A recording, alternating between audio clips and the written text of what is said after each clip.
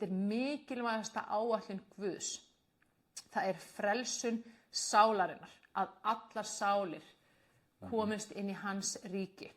Jesús sagði að hver einasta sálin þín dýrmætari heldur en allt forgengilegt gull og fjársjóður og auður og demantar á allri jörðinni. Svo dýrmæt ein sál, svo dýrmæt þín sál. Og þetta það sem Guð sér þegar hann horfir á þig og þegar hann horfir á þína sál.